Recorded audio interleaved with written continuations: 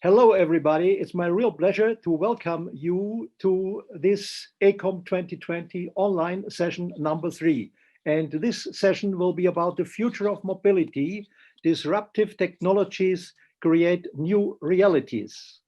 But before starting, we will hear some words of greetings from Joris Marel, the Vice President of ACOM. Joris, the floor is yours. Please. Thank you very much, Manfred. Hello to everybody. Good morning. I am Joris Marel. I'm not the vice president of EPOM. I'm just its treasurer. Sorry, but that will fine for me.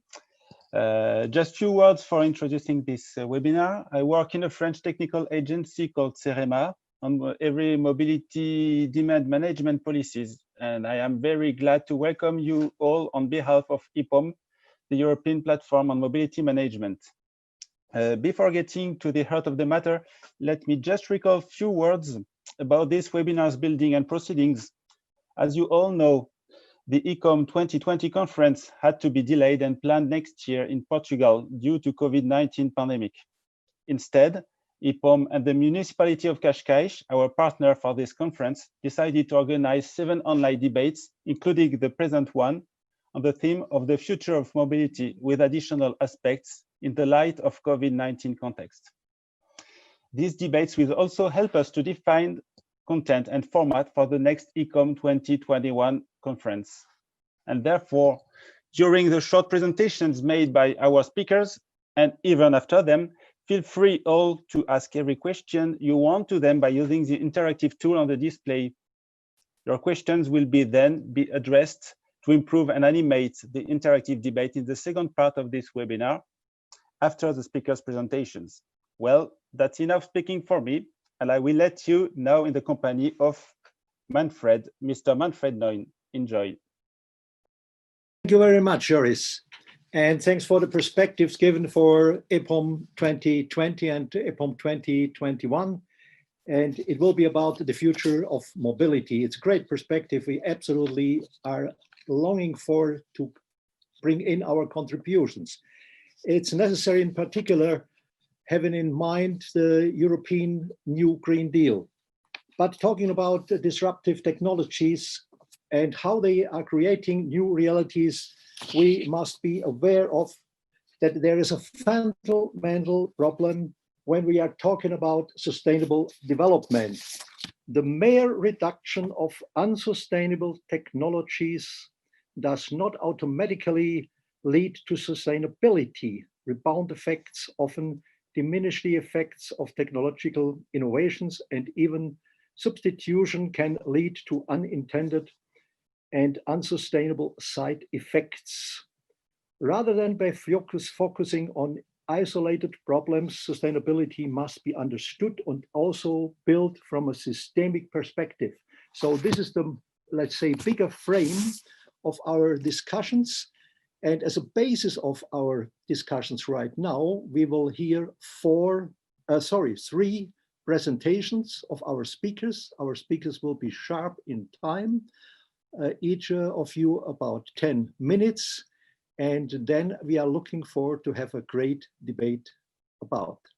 So the first speaker represents a team of 7, and you come from the host region of Lisbon and Cascais, Caterina.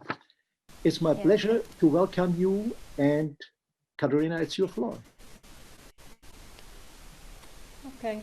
Good morning to everyone.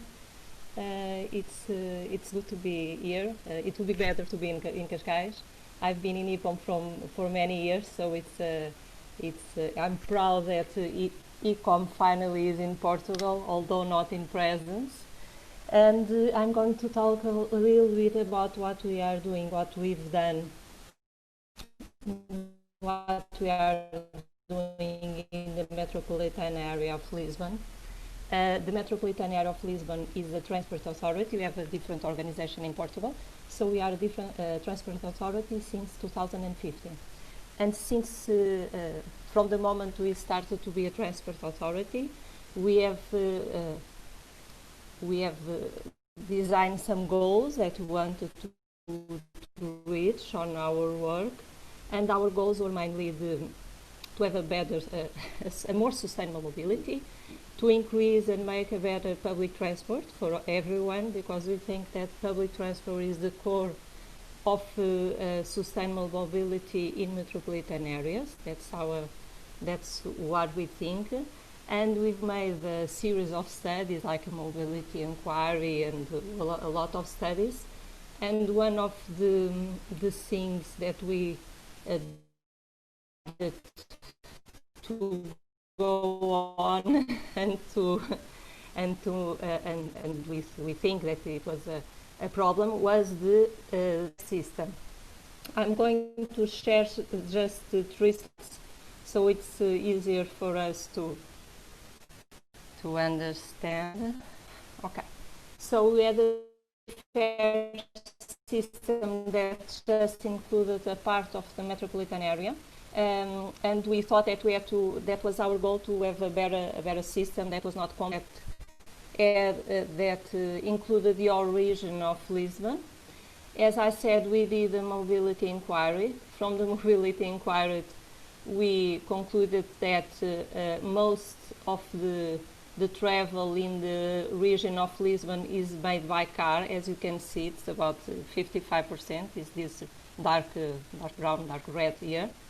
So we are very dependent on cars in the metropolitan area, and we didn't have a single fare system. We also had some problems during the crisis from 2010, around that, because fares increased and people got out of public. So we had a very big loss in public transport users, about 25%, and we had to do something about it. So what did we decide to do? This was last year, in April 2019. So we created a new fare system. We called it Navegante. Navegante is a word like traveling in Portuguese. We created this fare system last year in April. The new fare system includes the whole region, the whole metropolitan area, all cities, all operators, all modes, so train, bus, ferry, all are included in the fare system. The fare system has 2 fares. It's for the whole region, it's 40 euros, the whole region, and inside each city it's 30 euros. And then we also have some special fares for children that don't pay. Also for older people, that was a big surprise, because older people really got to public transport. It is half of the price. And we also have something, it was later, we did it by stages. So later we have a family title, which is also very interesting, because if you are a family and you live in the metropolitan area of Lisbon, you can buy a title by the double of the price. So it's quite interesting. We had quite an increase in sales. This is the map from April 2019 to March 2020. We had about more 20% in sales of tickets and monthly passes. People bought this new title. The new title for the whole metropolitan area is this dark green, so it was quite interesting. People just got in, and it was a very big increase in the use of public transport. And you can see here, this is the use of public transport, and it has also increased about, it depends on the month, but it's 20%. Then we have the last month, and the last month is March. And March we have a pandemic, so from the 16th of March, there are no people started to enter by the back door. So you can see a very big decrease in the validations. This is from the ticketing system, the validations from the ticketing system. And it all changed. But before it changed, we had a very big increase in the passengers, in the public transport passengers. It's something very, very good. people started to do more, not only the daily home or work journeys in public transport, but also the other journeys in public transport when sometimes they use car for shopping, for going out with their family. They started to use also public transport. And at the moment, well, everything has changed in the whole world. We are now with about 30 to 40% of the passengers. In April, it was even less. What are we doing now? We are having a lot of measures on the safety of people who use public transport, and we also did something. Just to explain, this fare system was a governmental program that was supported by the Environmental Fund, and we had money from the government and also from the city hall. So this money joined, and that was the way that we paid to the transport operators for this decrease in the fares. We had a very big decrease in fares, because fares were very high in Portugal. We had fares like 150 euros to come to work to Lisbon, so people started to pay 40 euros. This new governmental program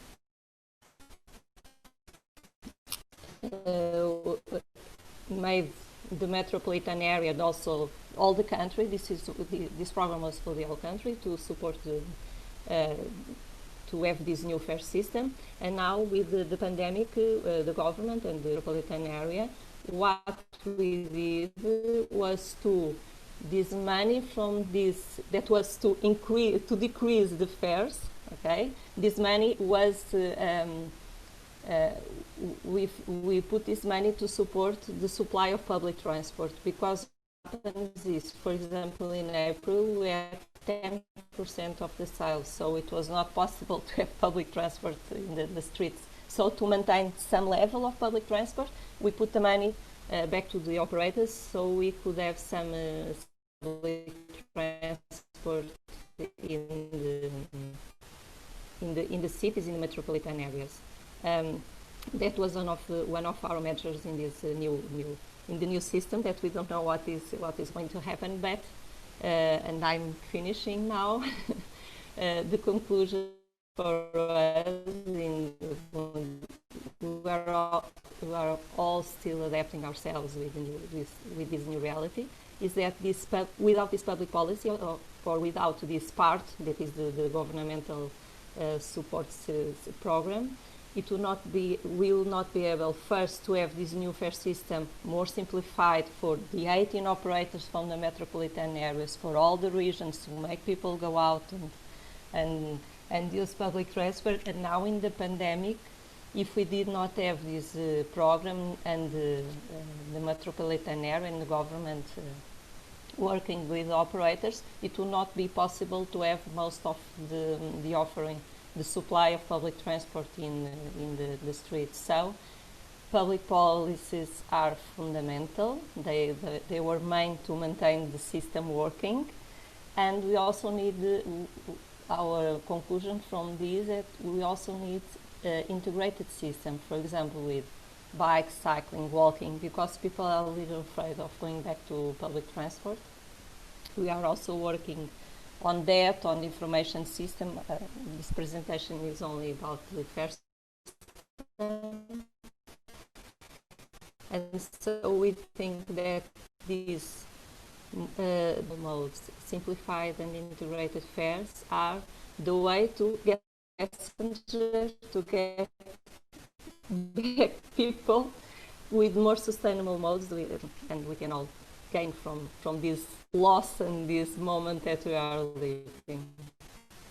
And for me, that's all. Manfred. Okay, thank you very much, Katharina. Thanks a lot for your presentation, and you have been sharp in time. Thanks a lot for this as well. So please step out, sharing the screen, right? And it's my pleasure to announce now the second presentation by Marek Ranalla from Turku. And Marek, your title is about the Turku Smart Mobility Revolution. new reality with mobile big data. The floor is yours, Marek. Thank you, Manfred. It's actually about the town of Tartu, but it's just a small detail. As you introduced, I'm Marek Rannala from a company Positium, and we are providing analytics and statistics from mobile positioning data. The Tartu, the town or the city, small city by definition actually, has 100,000 inhabitants. So what kind of disruption happened in Tartu last year? And what is the new reality I was talking about? Imagine if you are standing in the center of a small cozy town. It's a green town, very nice one. And you notice two things around you. One thing is that at any moment during the day, you can see some 2-3 buses moving around you, full of people. And the second thing is that in any direction you look, you can see rental bicycles, 2-3 in any direction. For some of you, maybe this is normality, nothing special, you don't understand me. For Tartu, for people in Tartu, this is revolution. Because the previous bus network that was in Tartu consisted of 29 lines. The share of public transport was in steady decline. It's something between 20 and 25 at the moment. And last year, something happened. In June, the bicycle share, 2/3 of them are electric bicycles, 1/3 normal ones. It was introduced in June, and the new public transport system was introduced in July. Instead of 29 lines, the public transport system has now 14 lines only. The budget is more or less the same. The annual mileage is more or less the same, but what has changed is frequency. It's up to 10 minutes. That's why there is a new reality. And what is the impact of all this? The ridership has increased. It has actually a steady increase between 5 to 10% every month compared to previous year. And ticket sales went also up from 10 to 20% in ticket and month period card sales. The two systems are integrated. So if you have a public transport card, you can rent bicycles for free. It has made estimating the impact a bit complicated because during the first half year the bicycle system was introduced, people made 700,000 trips and 2 million kilometers. So definitely some people skipped public transport and took bicycles. So what's the technology behind these two changes that really have had dramatic effect in Tartu? It's mobile positioning data that is revealing the actual home and work locations and secondary locations wherever people go, plus mobility patterns. In case of these designs, network design and rental system design, one network operator data was used. It's over 40% of population, so the sample size is quite considerable. The data is anonymous and aggregated, so no privacy concerns. So focusing on actual mobility patterns of population, whatever the actual travel mode is, it makes it possible to design better solutions, however complex or simple they are. So it gives a chance to design systems that really suit people, and then people will follow. So what is so special about using big data to redesign bus network? It really doesn't seem to be a very big deal. So you should maybe think again. about what happened in the last maybe 3 months. If you had, for example, a registry with person's home and work address, how much value could it provide during this pandemic? You knew that people were living somewhere and working somewhere, but how many of them were actually commuting? Or ticketing. In case of Tartu, the ticketing doesn't give you very much useful data either. So in case of mobile data, you can get continuous flow of information about how people are actually moving. And you can have it even daily if necessary with no extra costs. With this pandemic impact, you could see that the impact and also the decision impacts that the governments made, they were quite immediate and dramatic. The impacts of, how to say, poorly working old mobility, they are not so dramatic and immediate, but I'm sure all of you know that the impacts on public health and the quality of life are even larger in terms of air quality, in terms of general health because of sedentary lifestyle, all kinds of impacts. They are in fact larger. So why not to use better data to design better solutions for sustainable mobility?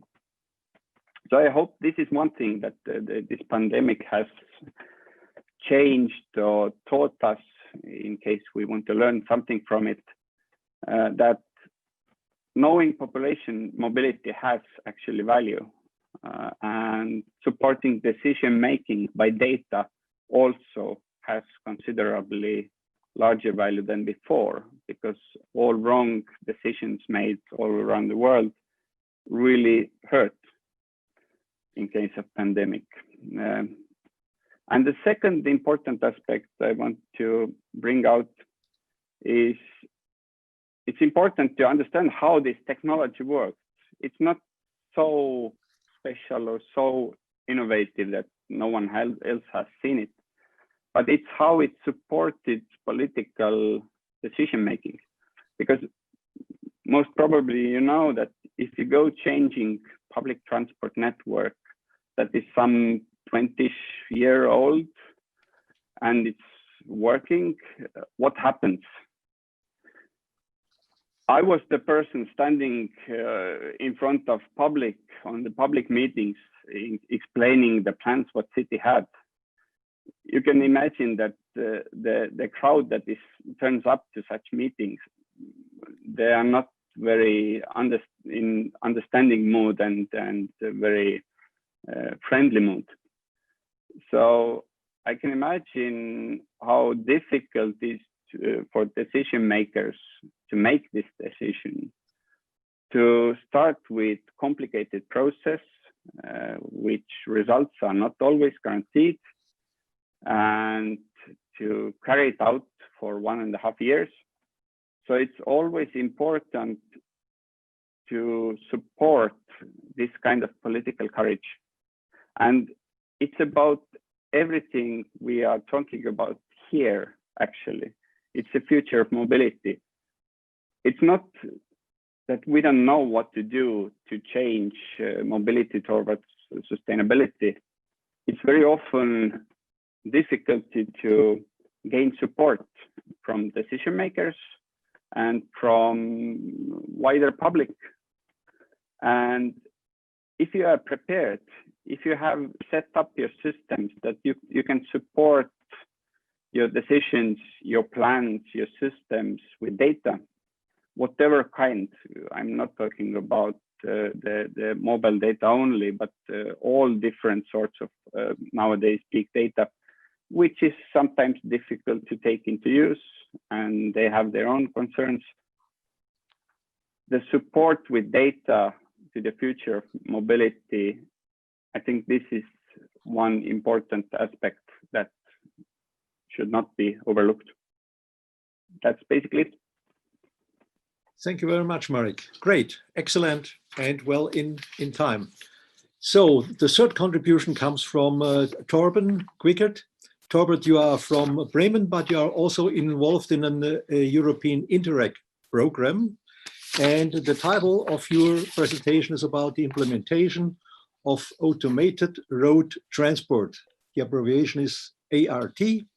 And what are the impeding and promoting factors on a multi-level perspective for authorities? Torben, the floor is yours, please. Hello, thank you, Manfred. I want to share with you some slides regarding to my topic. Okay, hi. Again, my name is Torben Quickert. I'm a policy officer at the city of Bremen, and I'm also EU project coordinator of the mentioned project ART Forum. It's standing for Automated Road Transport, and my abstract or my idea for the proposal for the ECOM was to do a challenging workshop regarding to the implementation of automated road transport and to elaborate the impending and promoting factors for authorities. But I just want to show you what ART Forum is standing for. The key facts about ART Forum. ART Forum is an Interreg project with 14 partners from 6 nations. It's a time period of 3 years, and we want to build capacity for authorities, regions, and cities regarding to the impacts and effects of automated road transport to the authorities. So there we are building a kind of core think tank where we involve NGOs, research partners, other European networks, and we want to involve the local and regional authorities as main target.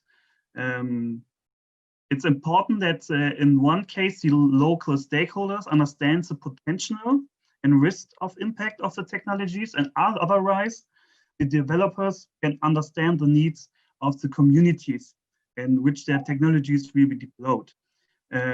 Because the technological development towards automated transport is very fast, and there are a lot of projects in the economy regarding to the technological development, but the development and the capacity of the communities and regions and cities are missing, and that's the aim and the overall objectives of the project of ART Forum.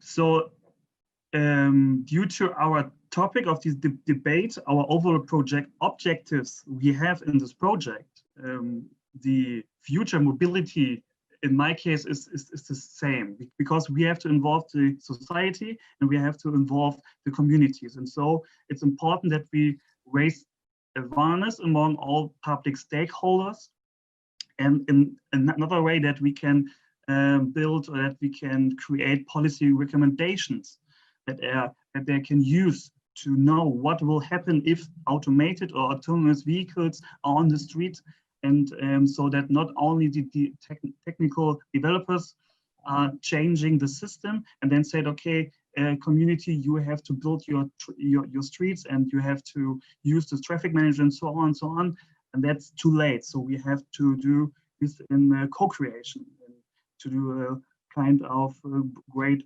living there. And automated roads transport can also develop and get better to build sustainable transport at all. So we can improve quality of life in this case because of road safety, for example, or reducing emissions.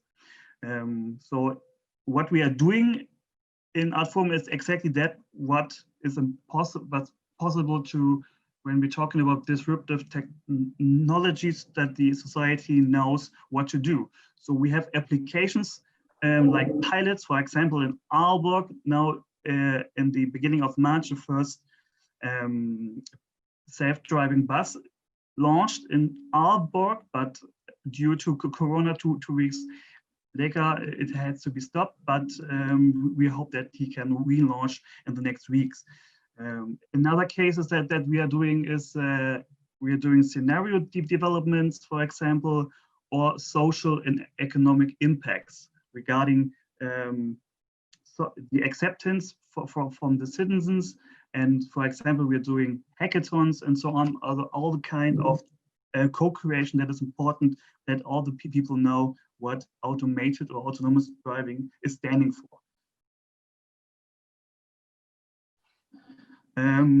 And for a little approach, because I have an economic geographic background at my university, I was living before my time at Bremen, the city of Bremen. It's important to understand how difficult it is to implement automated road transport into the regime. For example, especially in Germany, where we have a high car dependency. So it's very important to change the human behavior. And this regime you see in this graphic here, in the middle, that's the regime, for example, the automobile practices, travel behavior, and the traffic management in the automotive industry at all. So in Germany, I already mentioned it, it's very important and it's a high factor on economy. And this region is affected by the landscape. And the landscape you see at the top is more about the high standing things that are changing not so fast. It's about urban density, individualization, climate change, and all the things, and that influence the regime. And now it's the chance to get into this regime with a niche. You see at the bottom, we're talking about sharing. We're talking about especially car sharing. We're talking about mobility as a service. And of course, we're talking about automated transport or all together automated sharing transport. But now it's possible, this niche, that they can interrupt into the regime to build another regime so that we can change the behaviors and implement it in the whole society and economic system. On the right side, you see the recombination of knowledge. If we're talking about technical innovations, then it's very important to involve the social innovations. It's, for example, car sharing or sharing mobility is a social innovation. So that the technical innovation you see in the middle of this knowledge base is synthetic. It's very engineer based and incremental. So they have a lot of knowledge before and are crafty, and but we have to recombine it with the symbolic knowledge base. For example, the society and the civil and so on, that we can use another co-creation and that we can combine this kind of knowledge base to recreate how implement automated road transport to the society and to the traffic system. But with the symbolic knowledge base, you can create new ideas and you can be very creative in this case. Yeah, that's the table I want to elaborate with my participants at the ICECOM. So we have this multi-level approach. I was to build with all the participants. We are starting at the bottom. It's a micro level with the actor and the product. Now that's my try to fill out this table. And you see, for example, the impeding factors. We have, for example, acceptance, human behavior, or limited openness for innovation. So that makes it difficult to implement new innovations of automated road transport to the people, society, or the actors at all. Promoting for example, is communication, dissemination, like our project Art41 is doing, co-creation in civil participation, and for example, applications and pilots where the people can test how it feels like to be in a self-driving bus or car at all. At the middle, at the meso level, it's about institutions and policies. We have to see this is regarding to the authorities. So I'm talking about regional institutions and policies, promoting factors, the policy measures that can be done, and of course partnerships and cooperation in form of governance structures, for example, and partnerships, and the whole system integration from the automated road transport into the traffic system. At the other way, institutional barriers, for example, Germany, we have this lobby about the automotive industry. So if you're talking about sharing and public transport, it might be difficult to implement through this institutional barrier. And at the macro, this is kind of the landscape I was talking about at the other graphic. So we have impending factors at all legislation, infrastructures, and the regimes in this case. And promoting factors can be the digitization, but there we have to build up 5G, and this will be a long process.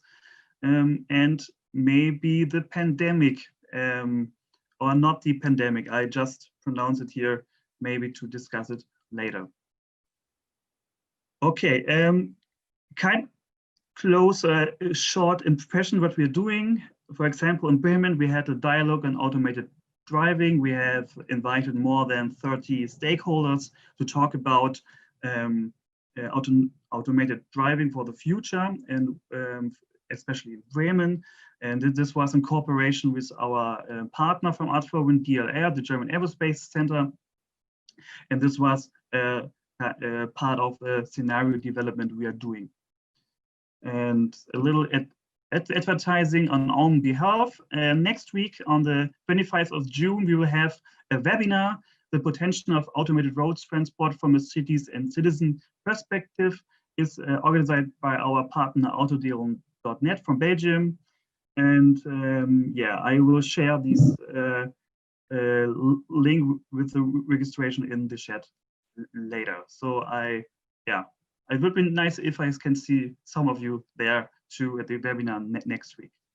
Okay, that was it from my side. Thank you very much, Torben. And thanks to all the three of you. It's great to have seen and get all these presentations. And meanwhile, already first questions arrived from the audience, but also I will have some questions to you. So let's start immediately directly to Katerina. There was the question, are there future plans how to continue with Navigate? Are there other actions, investments, or services planned? And in particular, it's about, is there anything planned with other modes, in particular with cycling, or maybe a public bike cycling scheme?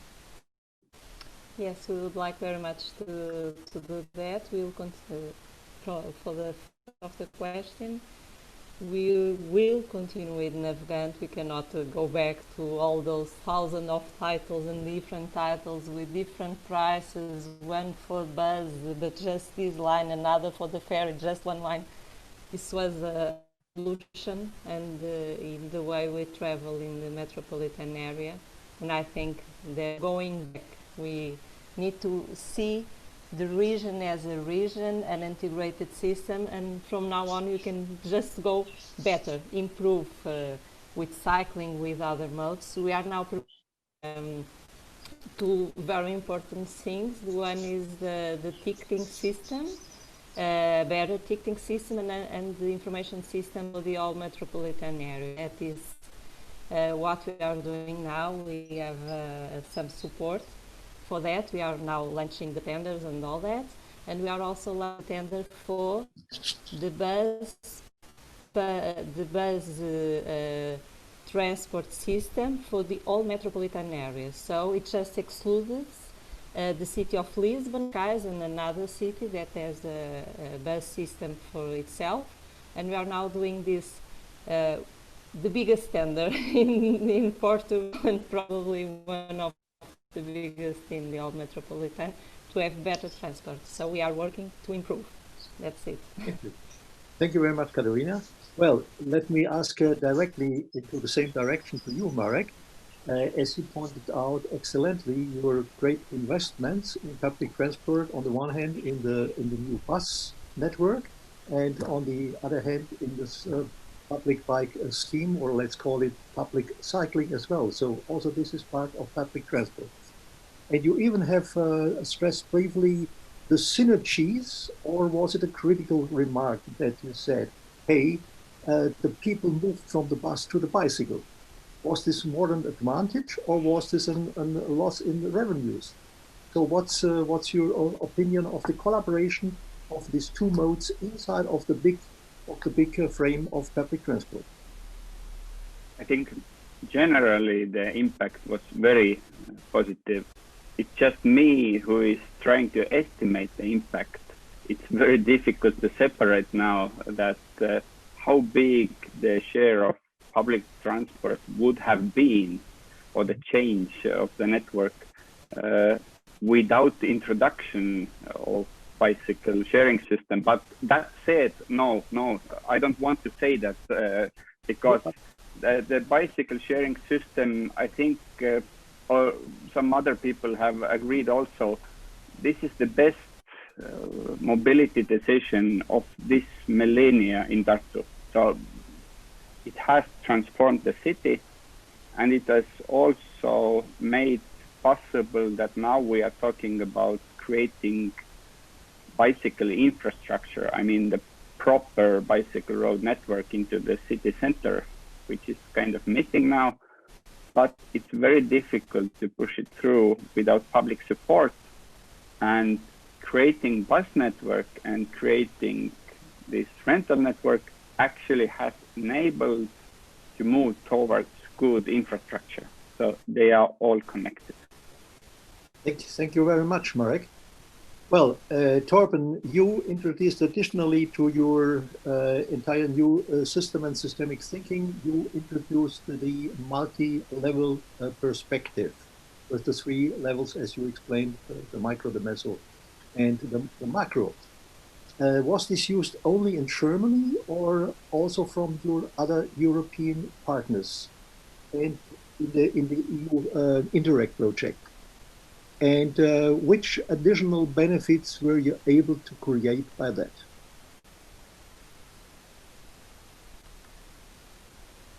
Sorry, I don't understand the first part of the question.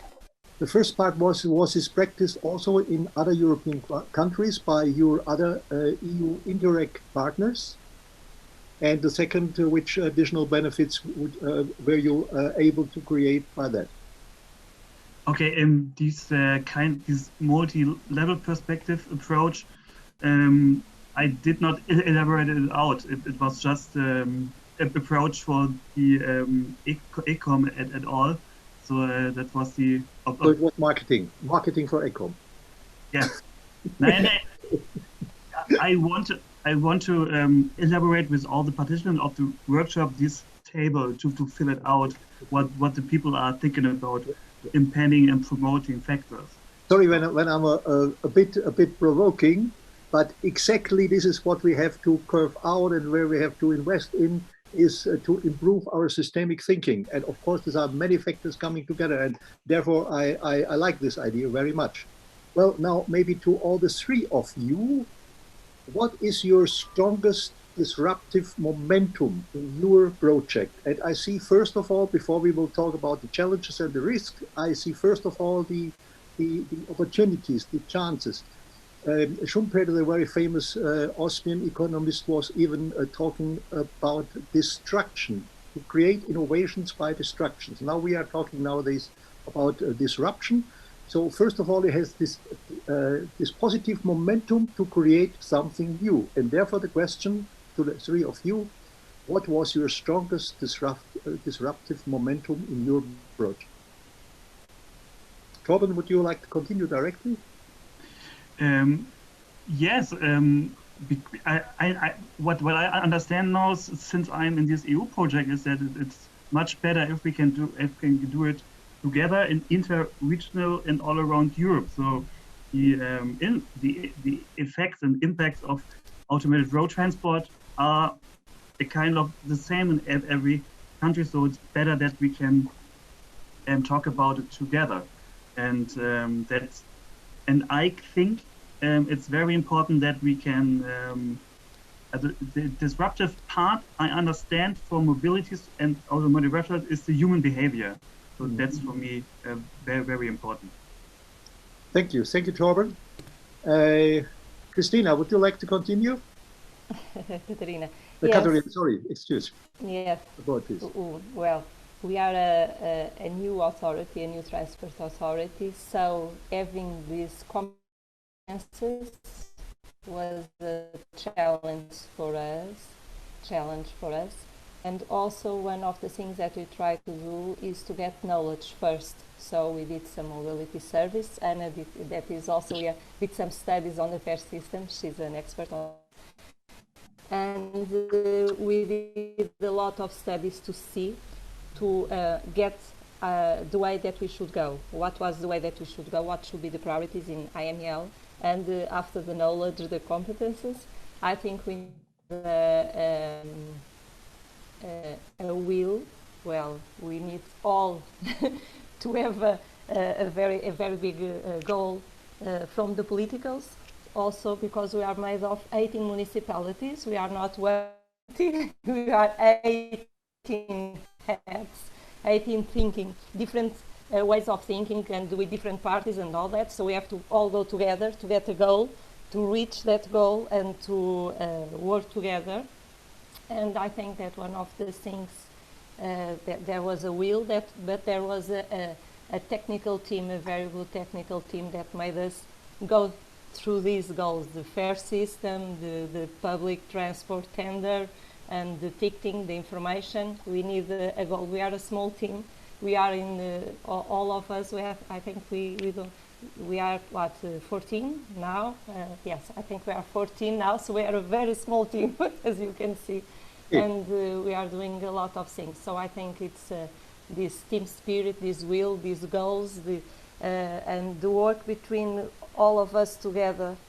That's I think that is one of the things that made us going. Unifying momentum with all the frictions in between. This is a great progress in your project, as I can see. Okay, Marek, to you, may I combine the question about your strongest disruptive momentum with another question from the audience, which is asking about which target groups are you considering the question about social innovation, because also this is a momentum you yourself stressed with your focus on sustainable development already. Okay, now I missed maybe the last 5 seconds from your question. Could you repeat the second part? Yeah, the second question was, which groups are you targeting considering the social innovation in Tartu? Did you get it? You answered yes. When you're looking into the chat, you can see it directly. Okay. The first question, what was disruptive? Just let me give you an example. The whole process of designing this public transport network took 1.5 years. This is from start of creating visions to including also public consultation and read. So the process took 1.5 years, and the process also includes public consultation with target groups. And the result was successful. That's undeniable. But Tartu is the second largest city. The second was, which target groups are you addressing, considering social innovation? we were especially concerning these people who are not giving digital feedback. So the elderly people who need the public transport to get around because they are not using bicycles either that much. And the other target group was actually school children who are majority of users of public transport. And feedback from them actually resulted to new lines that we did not propose initially based on data. So we were all smart, knowing all, designed the network, but the feedback we got was that we had missed many of important points. So always, however smart you consider yourself, that you know all from your data, always consult people who are actually going to use the public transport. From them, based on their feedback, or the social functions. Okay, thank you very much, Marek. Let's continue with a very short question to Torben from the audience. Very short, please. You pointed out that mobile data are better than the sales statistic, and using this data in public meeting to push or help politicians. And also, did you have already got experiences with automated vehicles in your project, or is this just a future scenario? In my project, actually, I mentioned the pilot in Aalborg, which was launched in the beginning of March, but due to the coronavirus, stopped two weeks later. That's the kind of how we can involve the public, and how the University of Aalborg and the Aalborg Kommune are evaluating how this pilot will react to the system, the traffic system, and the people, and the civil and Groningen, the province of Groningen, a partner of us. There is a pilot at all, and so they are testing a digital driver license, for example, according to the pilot. Yeah. But in Bremen, for example, actually we don't have a pilot. Okay, thank you very much. Now a question from Julia Cortesi about the shift maybe from car to public cycling, in particular the first two presentations of Katerina and Marek. But let's guide this into a more general question to all the three of you. Did you also control, were you able to control the model split during the entire period of your project?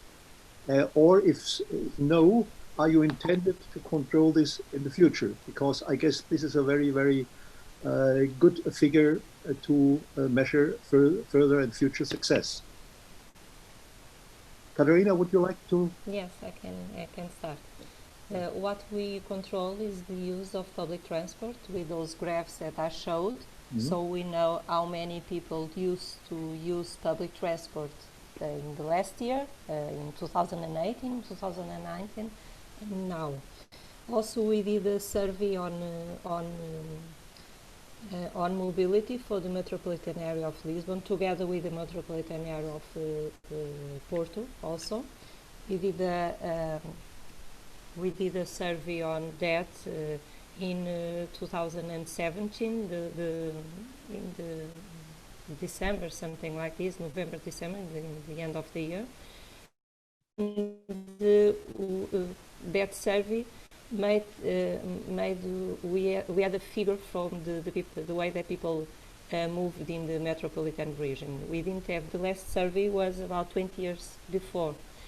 We had plans this year to make some updates and make some special inquiries to see how was the navigant going, their system, and how did people change besides the information we had from validations. But with all this pandemic, we just freeze this new what we are going to do and how it goes until the end of the year, and maybe in the end of the year we do something new inquiry on that. Thank you very much, Katarina. Okay, gentlemen, who of you would like to continue? Marek? Yes, thank you. In case of Tartu, we don't have actually the data on how modal share has changed over the past year. If it was up to me, I would definitely do everything to get this monitoring working.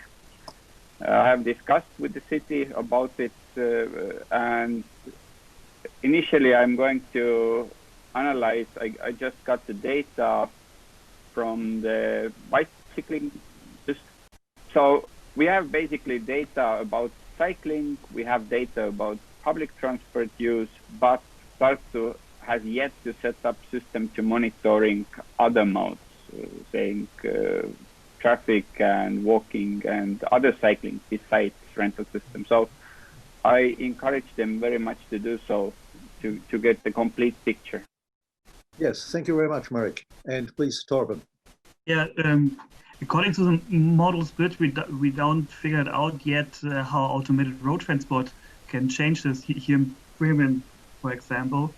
Yeah, that's we have to look for the future.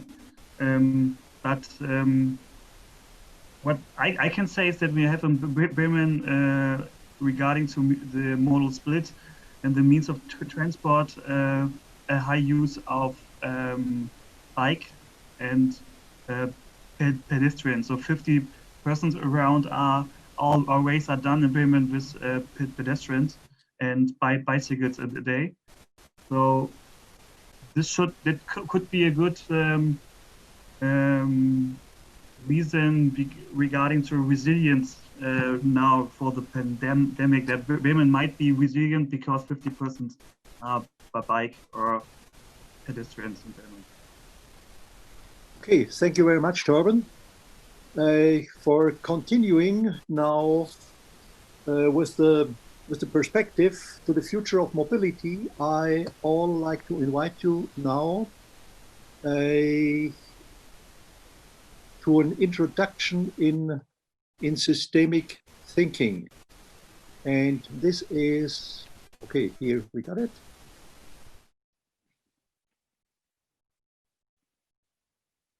It was well prepared at the beginning, but now we lost it. Sorry for that. Anyhow,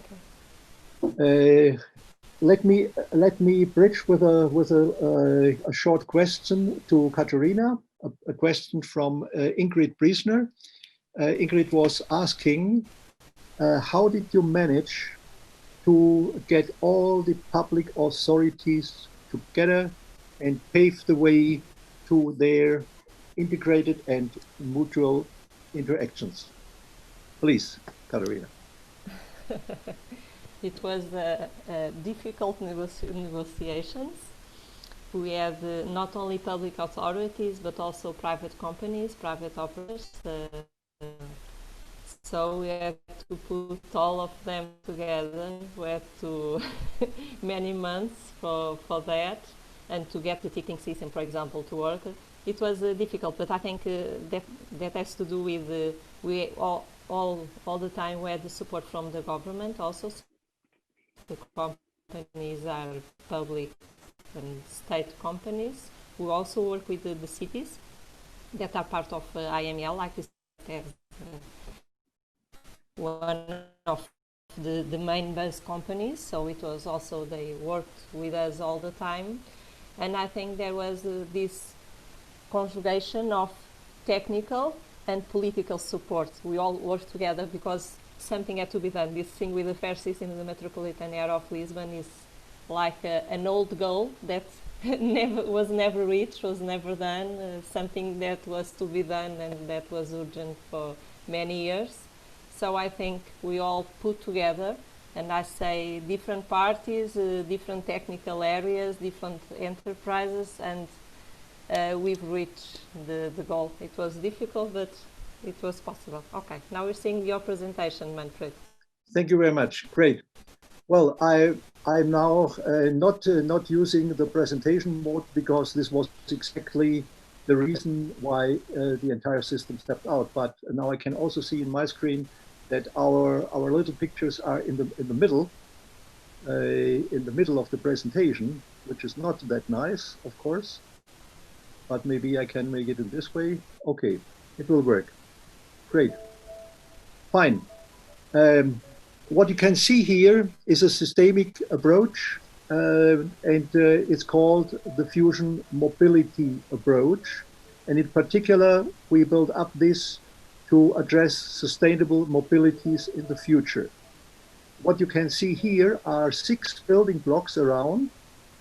And when we are talking, for example, about connected mobility, then you can see if it works all only here and not taking in the 5 other aspects. Of course, we will maybe have an optimization of cars or something like that. So it's important that these 6 building blocks will interact intensively and take it into account all the time. Now, the presentations we have seen, we can analyze with this systemic approach. For example, the first one, your one, Katerina, with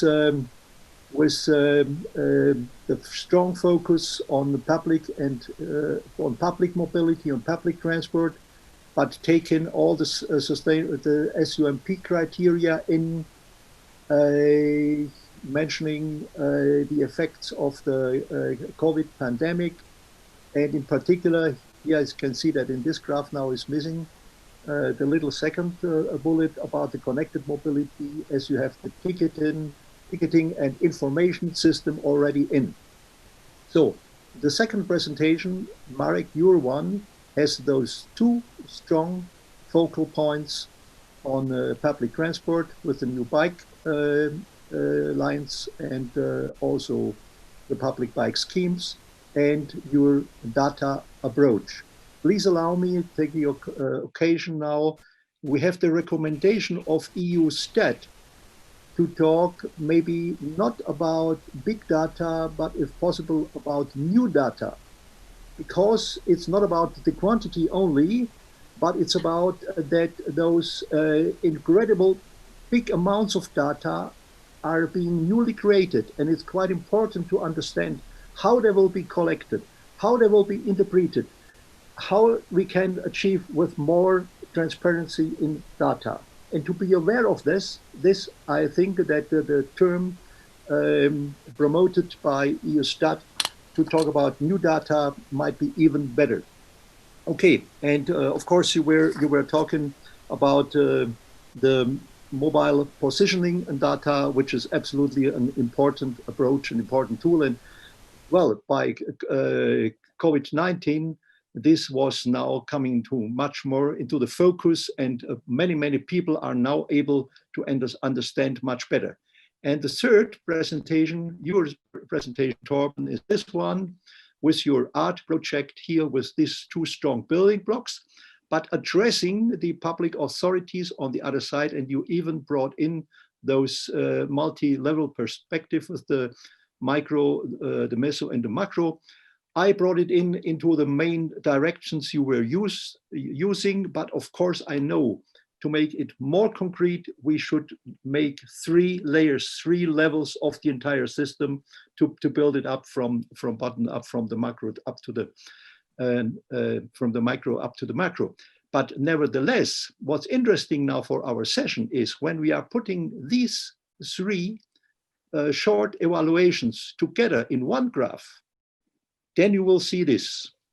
Then you can really see that the entire field of a mobility system is quite well covered, but that those 2 building blocks, the active mobility one, is a little bit touched, and also the sustainable factors one, the social, environment, economic factor, is not as strong as those who are technically related, which is first of all normal, because we are talking about new techniques and the disruptive momentum of the techniques.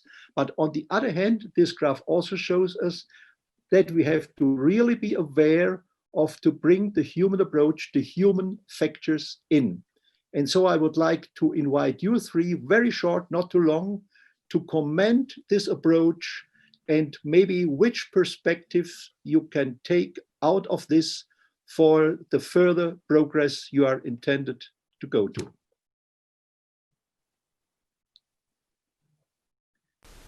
You want me to start? First. Yeah? Do I start? Okay.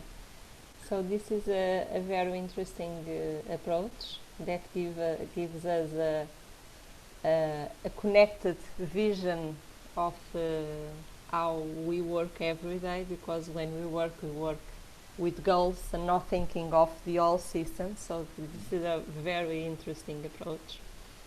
I think this gives us a vision also of the way that we should go, although in the case of the metropolitan area, for example, the public space, that is not our competence, so it has to be worked in the cities. Also, the active mobility, we can do something in the metropolitan connections, but we cannot work, we metropolitan area, we cannot work the active mobility. But this is very, very interesting that you are explaining your limited reach due to the separation of the different resources and the responsibilities. Yes, thank you for that. This is something we have to overcome, in my opinion.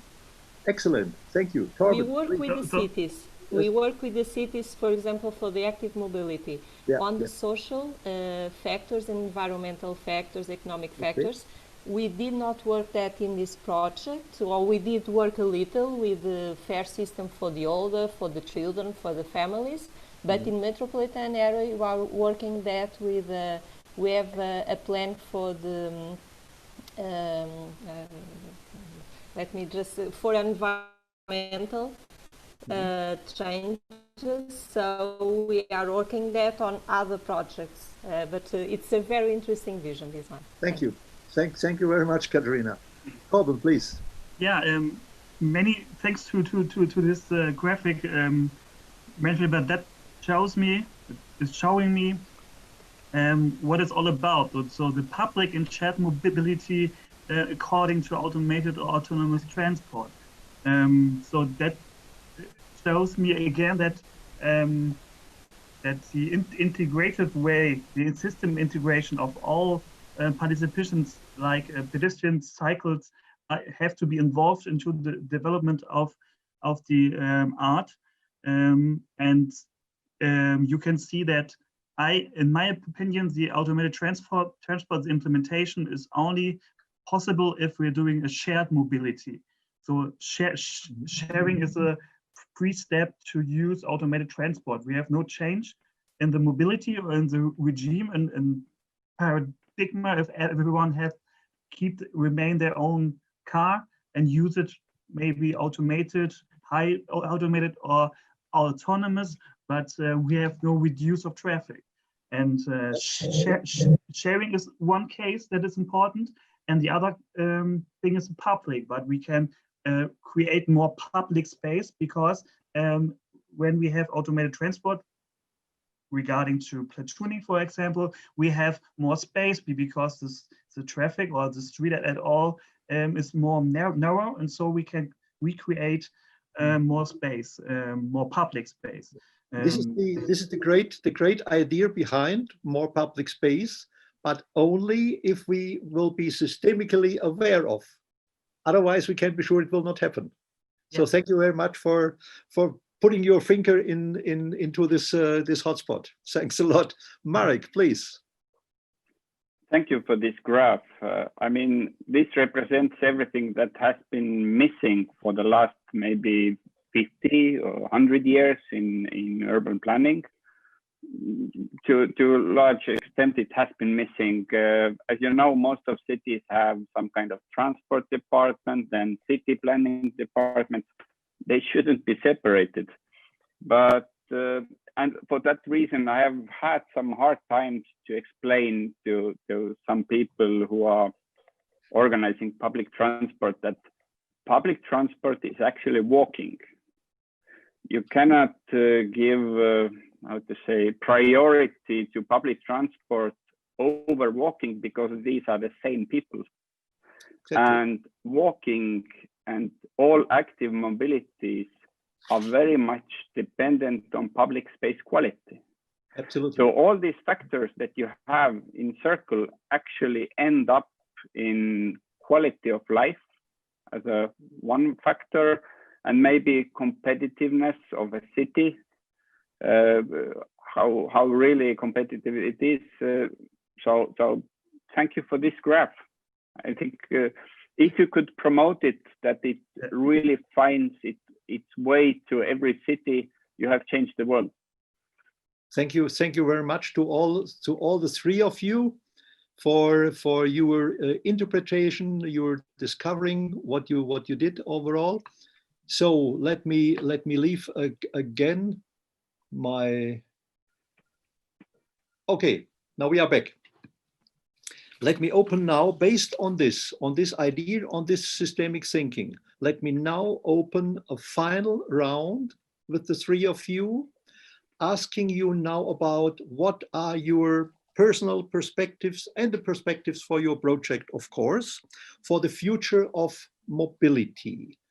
In particular, not only about the narrowed frame of your project, but now the wider frame of sustainable mobility development. What are your desires of a new normal?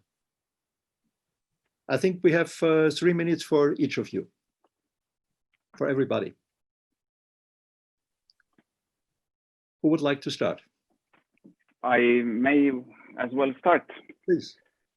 My typical way of moving around in cities is bicycles. That's my daily transportation mode. I live actually in Tallinn. That's 200 kilometers from Tartu. And I'm going to take my bike now to train station after this meeting, 7 kilometers. I'm going to take train for perfect working time in train for 2 hours. And then I'm going to be in Tartu, which is a lot more bicycle friendly than Tallinn is currently. What I'm doing for Tartu now also is designing a bicycle road network. We are making all kind of GIS analysis and putting all the good, how to say, solutions from all over the world, how to design a good bicycle infrastructure. And I hope that as soon as the center of Tartu is covered by good infrastructure, it's going to be explosion, because the city in 5 kilometers, you can reach every part of city from the center. It's very nice, compact city still. Some suburbs, but not very, very, very large.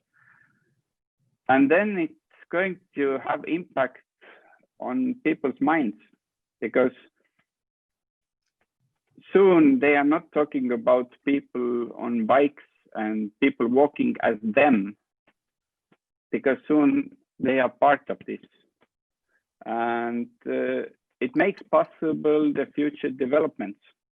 So few steps back, I can see how these steps have contributed for the future. It makes the future possible. It's not happening in Tallinn. We have tried hard. You know how hard it is to promote cycling. It isn't very easy. It has taken us 10 years and almost nowhere. But in Tartu, things are working. And I'm really happy to also bring back some knowledge from here to introduce in Tartu and to spread the success that they have had. So I think we all can feel that there's a lot of yeast in your DAO, so you can expand and go forward. Maybe to the others too now to continue. It was great to see how Marek was formulating, was drafting his wish for the future from the people's perspective, from the not only users' perspectives, but overall people's perspective. Maybe you can now combine this also with the technologies we need for that.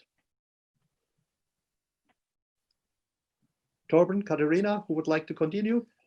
Yeah, may I can continue. You're talking about the techniques we can use to involve the society, right? Please, yes. Yeah.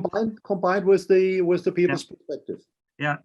When we're talking about sustainable mobility and development for the future, I think it's very important to get an holistic approach so that we can involve all the traffic, all the integration and at all. And I already mentioned it, the society.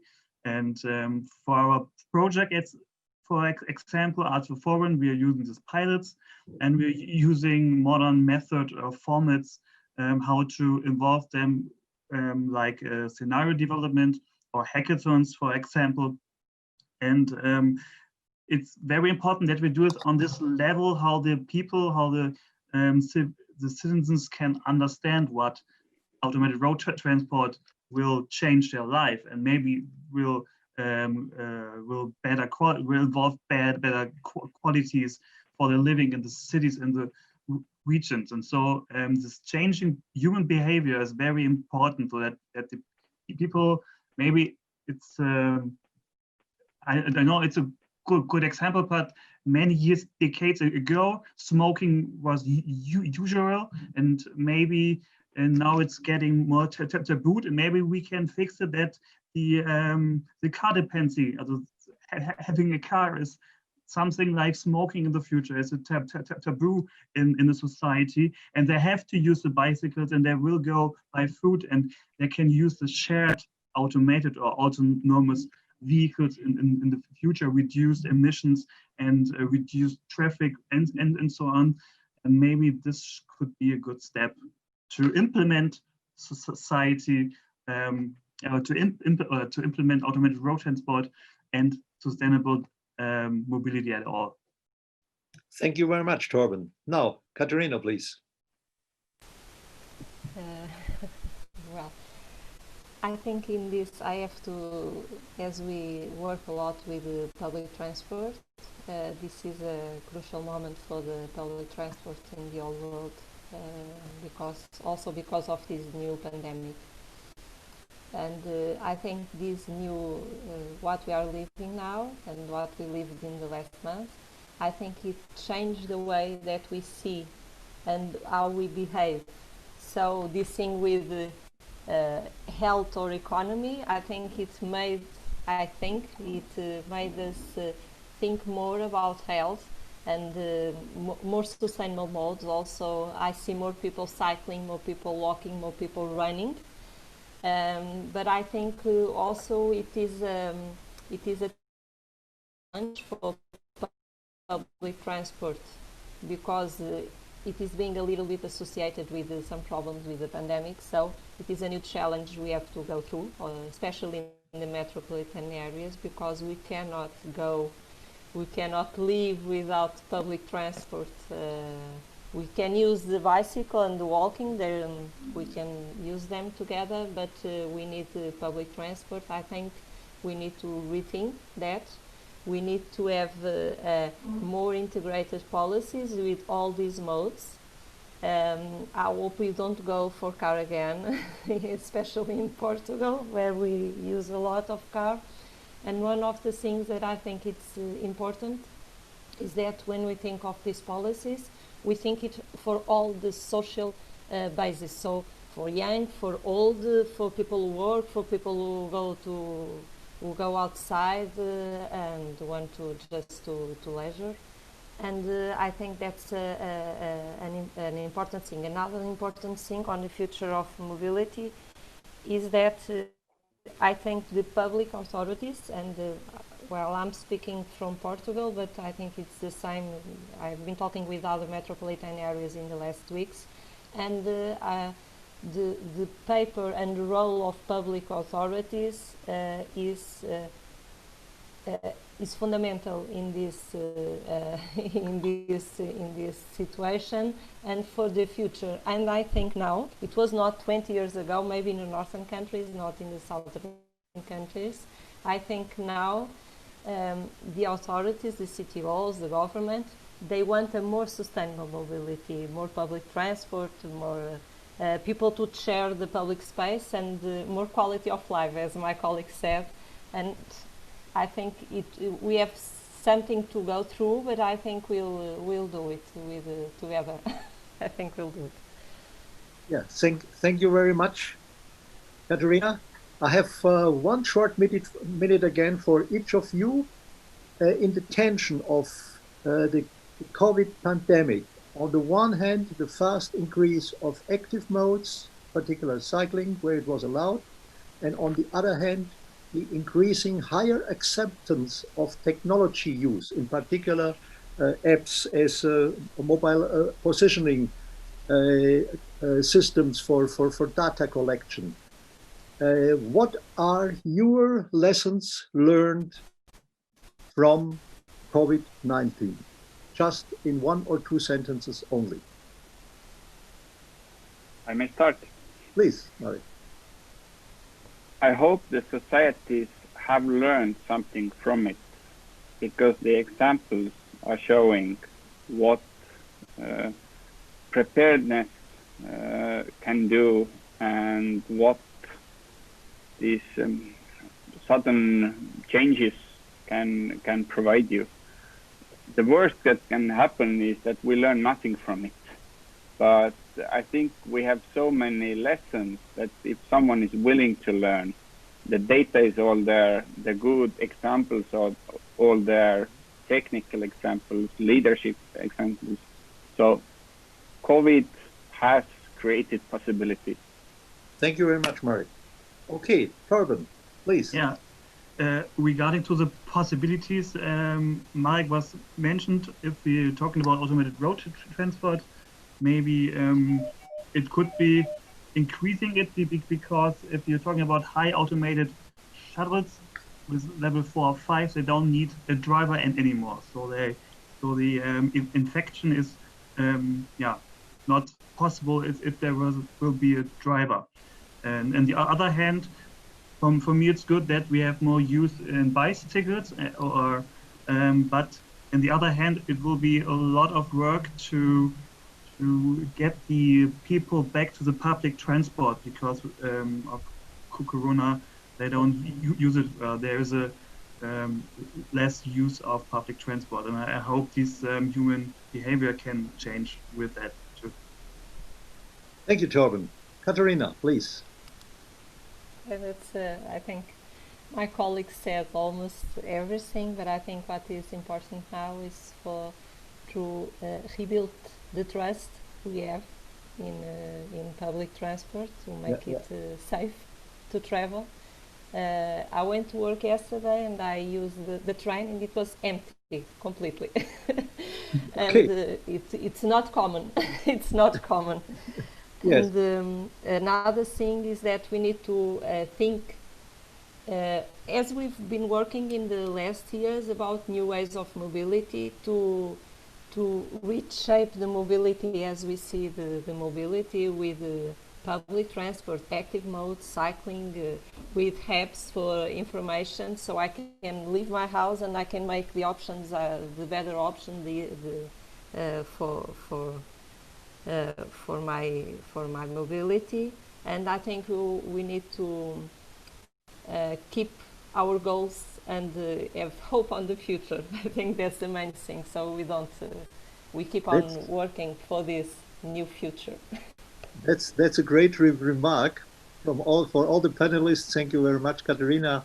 So it's my pleasure really to conclude with a wrap-up sentence saying, yes, in this session now and already on before about mobility as a system and others we have seen, there is an increasing possibility, and there are increasing tools and options really to enable transport development, to look for new mobility and better mobility solutions for the future. But at the same time, we have seen it's a real challenge to keep the human approach high and to bring in all the people needs. But as long as all those of you who are involved in these procedures, and if we are all together able to improve our systemic thinking, then I see a great perspective for the future. About what I told you about fusion mobility, I delivered already to the ECOM committee a paper. So I guess in some few days, you all from the audience are able to see this in a bit broader way. Thank you very much for participating, for the panelists, for the speakers, also for the audience. Let me invite you for this very afternoon for the next session, which will be about how to nudge people into new mobility thinking and behavior. This is exactly what we try to do now, and it's bridging directly to this very afternoon. In about a fortnight, that means at the 30th of June, we will have the final plenary with all the session representatives in with a wrap up and drafting together the future of mobility and the design of the ECOM 2021 next year. Thanks a lot to all of you. Have a nice day. Thank you very much.